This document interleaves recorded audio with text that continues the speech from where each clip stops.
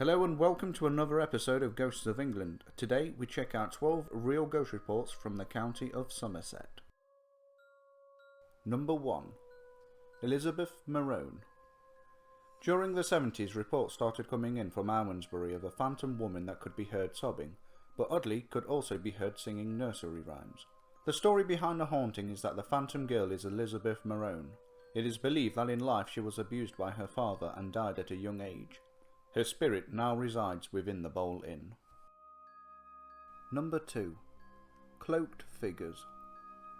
An abbey in Benwell has had a few noteworthy reports. A witness says that while they were ill as a child during the 60s, a figure helped them cross their bedroom at night to throw up. Other activity within the building includes loud footsteps that could be heard when no one was around that could have made the noise, and also the sightings of cloaked figures that have been seen walking throughout the abbey. Number 3. The Girl in the Cellar. Our next report takes us to Devonshire Arms, located in Bath, where the cellar of the building is reputed to be haunted by the spirit of a young girl. The local belief is that the girl met a tragic end when she was killed on some nearby railway lines. One member of staff even claims to have encountered this entity, as they have said that while they were down in the cellar on their own, they could feel invisible hands pulling at their clothes. Number 4. Curious Old Man. At a private shared residence in Oldfield Park in Bath, a witness spotted an old man stood on the landing by the staircase. The witness jumped from shock and then the old man disappeared. Although the visitation was short-lived, the witness had a vivid recollection of the old man. He wore an olive green waistcoat with his shirt sleeves held up by expanding metal bands. He also stood with his head crooked to one side as though he was curious, so perhaps the old man was just as intrigued by the witness as the witness was shocked by the old man. Number 5. Old-Fashioned Lady. A husband and wife in a second-floor flat in Grosvenor Place, located in Bath, were startled one night whilst they were peacefully sitting in their living room, when the spirit of an old-fashioned looking lady walked across the living room floor. The visitation came as a shock to the family cat as well, which fled the room. Since this sighting, the lady has since been seen by the staircase of the home. Number 6. Grey Lady. The Theatre Royal and Garrick's Head Hotel are reported to be haunted by a phantom lady in grey, who has been seen wandering the rooms and corridors of both buildings. The entity is thought to be that of an actress that took her own life during the 1880s when she found out that her own husband had killed a secret lover. She is said to be wearing the dress that she wore on her final performance, a grey feathered dress. Curiously, a butterfly is thought to haunt the theatre too. It has been seen manifesting once a year for a short period of time on the 25th of December.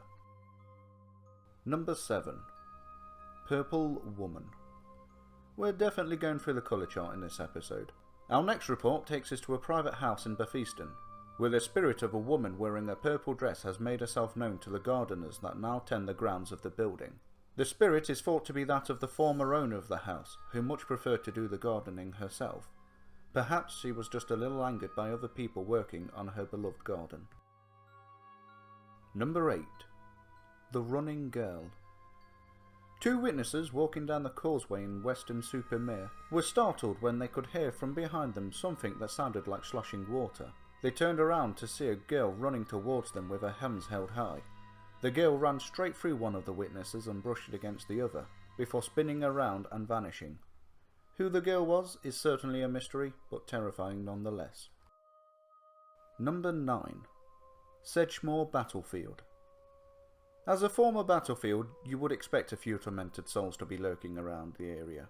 The Sedgemoor Battlefield is no exception to that line of thinking, as from the early 1820s, many disturbing reports have been made concerning the area. Many witnesses have claimed to have heard their own names being called out over the nearby River Carry, while other witnesses have claimed to have seen a phantom lady floating over the marshlands.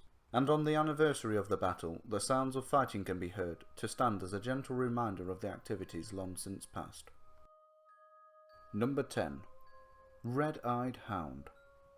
People out for walks on Winsford Hill and surrounding areas have often come across the aptly named Devil Dog, a large black dog that will slowly dematerialise in front of witnesses, leaving nothing but a pair of red eyes glowing brightly in the air. Definitely not something I'd care to see on a day out. Number 11. Robed Lady. Two witnesses at separate times that have visited the church in Yatton have reported encountering a grey-robed female figure walking away from the altar with her head down and hands clasped together. If it hadn't have been for the fact that she was slightly transparent, she would never have stood out. She may have just been put down to someone paying their respects. And finally for this episode, number 12. Trains. Most people that has ever driven a car may have at one point or another spoken to their vehicle. I know personally I've spoken words of encouragement to my car when starting up, just to get my car in good favour with me. What I'm getting at is we have a way of personifying inanimate objects, and maybe through this we give them a soul. The now disused railway lines in Watchet give a perfect insight to this possible phenomenon. Many people have reported seeing trains and carriages moving up and down the tracks here, giving perhaps a slight belief that vehicles are something more than just mere machines. And that's it for this episode. Thank you for watching. Have a good day. If you like the video, please hit the like button and don't forget to subscribe.